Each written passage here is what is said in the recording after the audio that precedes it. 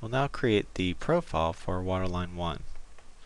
I'll access the Water and Sewer Profiles tool palette from my main WaterSewer tools. And I'm going to access the third icon, the Waterline Profile list. This will allow me to choose from a list what waterline I want to profile. And I want to choose Waterline 1. I could also graphically ID the line with the first icon on that palette. Click OK, and I'll click Yes to create the new profile. I'm going to open up View 2, and that's where I'll plot this profile. So I just need to establish the lower left corner of the grid, and I'll data point to do that. Now, as far as the display of the profile, how to display the grid and labels, I have a preference file saved that has my standard settings for that, so I'm going to open up that preference file. I'll navigate to the Site folder, to Standards, and there I have a water profile preference file. Similar to drainage, how I had a drainage profile preference. I'll click OK, and that'll fill out the display and the Grid and Labels tab. At this point, if I click Apply, then Geopack will draw the profile. Now I can visually see that the grid is sort of dense. Maybe I'll go to the Grid and Labels tab and make that correction. Under Vertical Grid, I can see that I'm plotting the minor interval at every 2/10. I'll turn that off and click Apply, and we'll update the profile.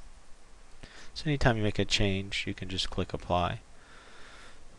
So now I'll go ahead and look at that profile in View 2, and let's say I want to make a change. I can zoom in on the profile, and let's say maybe I want to change and get rid of these profile points in between this station and this station. I go to the Pipe Profile tab. Along the right hand side, I can ID the profile point graphically. I'll ID this point, and that's station 3.